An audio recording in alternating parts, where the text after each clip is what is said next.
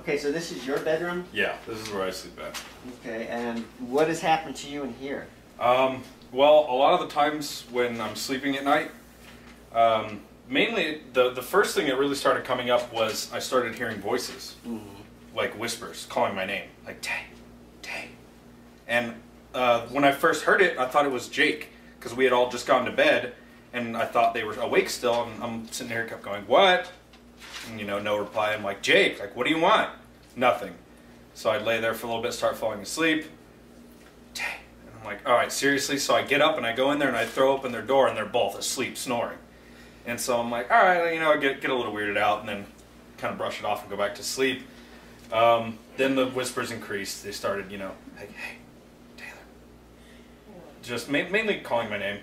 And then I'll be laying there and I'll, you know, be on my phone or whatever, and I'll feel something get onto my bed.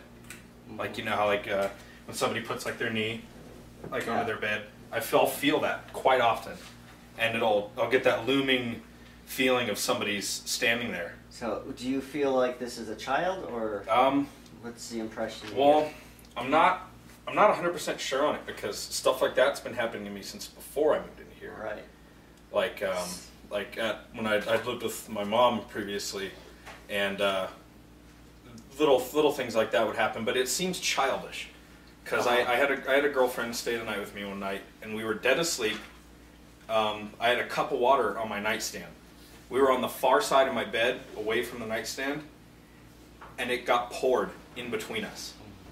So, I mean, you know, little childish things, getting that feeling like, you know, when you're asleep, you'll get like that kid coming into your room like, Mom, Dad, like, you awake? Just that feeling of somebody standing there for long periods of time. So it does feel sort of childlike, yeah. Yeah. Has any of it seemed like it was going to harm you, or you ever felt in danger?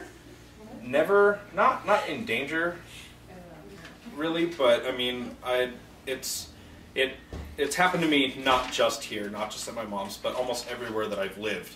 Okay. I had lived in Utah for a period of time. I went to work out there, and that's when it first made contact with me, like physical contact. I was laying in bed. I just turned my light off, and I laid down in bed. I had my door closed and locked, and it grabbed on my leg, my thigh. I'm a big dude, you know what I mean? Like I don't get startled very easily. So needless to say, it did scare me a little bit.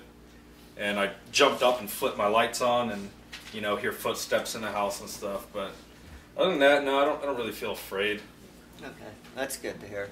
So nothing at all seemed like it's really, really negative or trying to harm anybody. There was one incident, and one incident only. I was asleep, and I was dreaming about something, and it scared me. So I woke up and I couldn't move. I could see, but it was really blurry. Like I could see outside my window. There's a light. I could see that light. I could see it. I could see the window. I could see the light, and I could see my blinds. But I couldn't move. I couldn't get up, and I was struggling. I was trying hard to get up. And you know, I'm not a religious person, but you know, kind of just instincts kick back in when my grandma said, you know, if you're ever scared, call out to God. And I was like Jesus. And I sat up, like shot up in bed. But that was the only incident where I ever felt scared or threatened or anything. And were you having a dream of anything in particular at that point? The dream was really out of the ordinary, really strange. I was in a house I'd never been in before. There was only one person I knew there, and she's not close to me.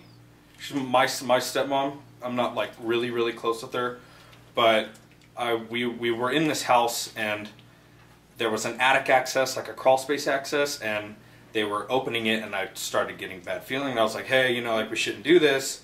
And they weren't listening to me, and they took down this cloth. It was like a brown silk cloth or something, and they opened it up, and right before I woke up, I had seen like a mirror and some hair, and that's, you know, when I woke up, and then I couldn't move. Like it felt like I got sucked out of my dream. It's kind of a difficult feeling to explain. Okay. Okay, when I was about 6 to 7 years old, there was a period in my life, but every single night for a span of maybe 5 or 6 months, every single night, no matter where I was. But so this dream that I had, I was on a field trip with a bunch of kids I did not know, except for there was one kid in my current class when I was a kid. His name was Timothy. He was kind of a dorky kid, and he was there, and I didn't particularly care for him. He was just kind of a dorky kid that was in my class who I said hi to on occasion, kind of thing. And he was in my dream with a bunch of other kids we didn't know, and we had a substitute teacher. The dream starts already in this house. A substitute teacher drops this whole class. We all go on a field trip. It's late at night. It had to be midnight. And we get dropped off at this house, and she leaves with some boyfriend. She's kissing him as they walk out the door and leaves us all in this house. And this house is a very huge, it looks like the underworld where all the vampires live. Yeah. It's a big house like that.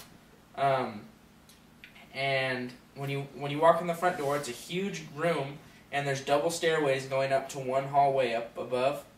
And we're all kind of looking around. The only thing that's in the room is a couple baskets of huge baskets with blankets in it.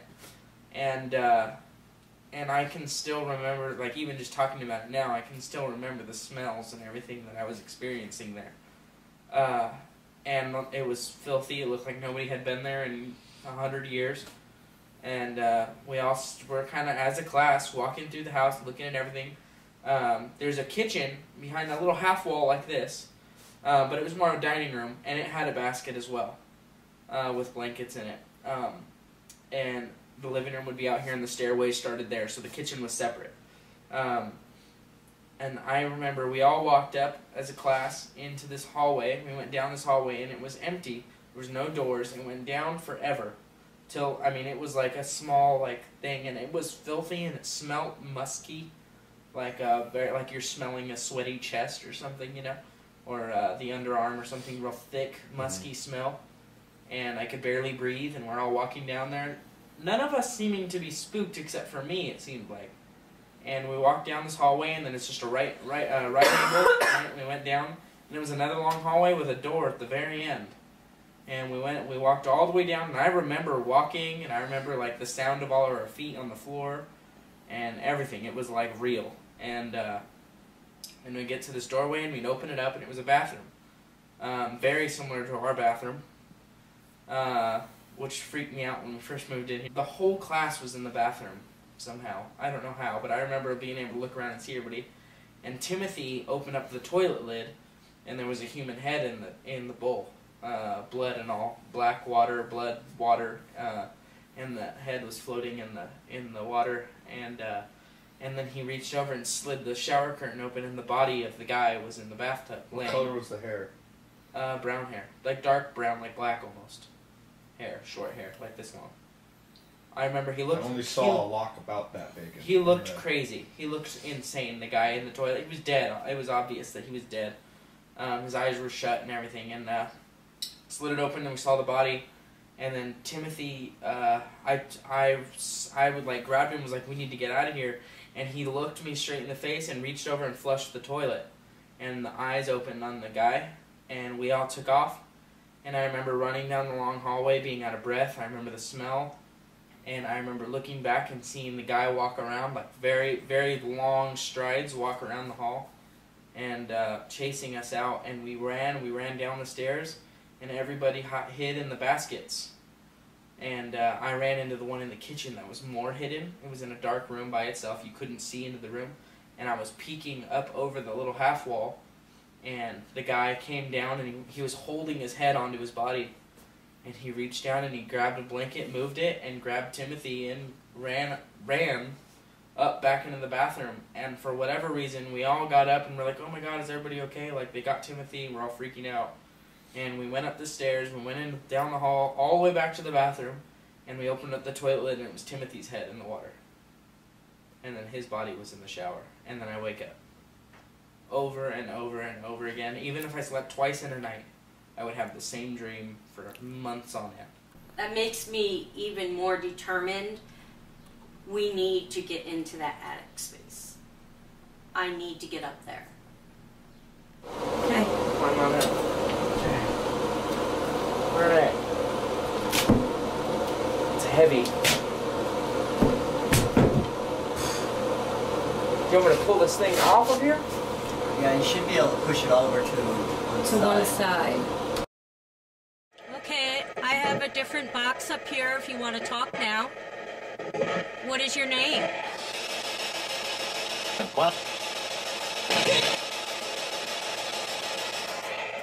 Do you want us to leave?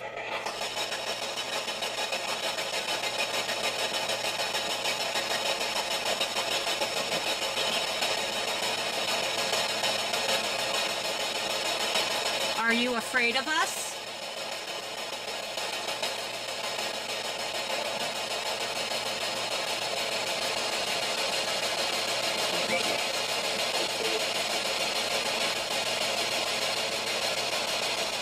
Do you not like Bridget?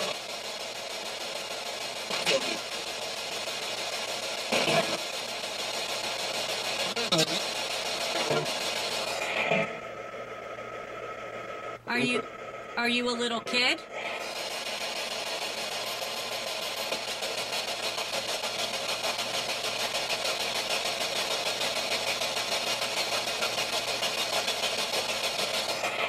Are you a little boy or a little girl?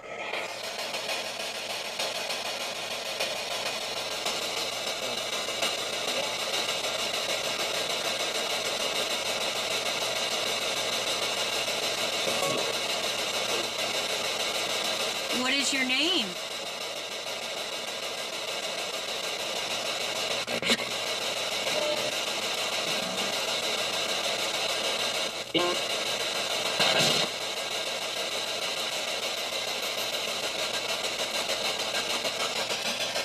Do you want us to go home?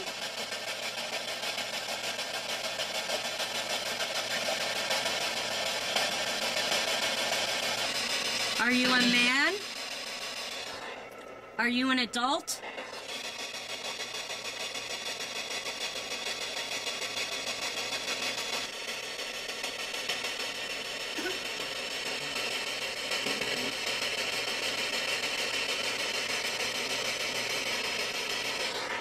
Do you live here or do you follow Jake around? What?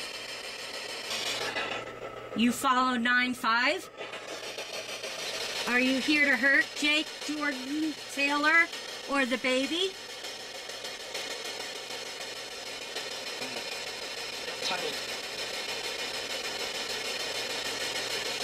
Why do you want to hurt Taylor?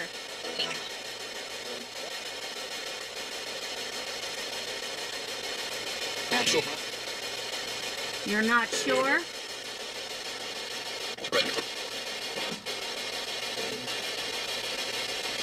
Okay.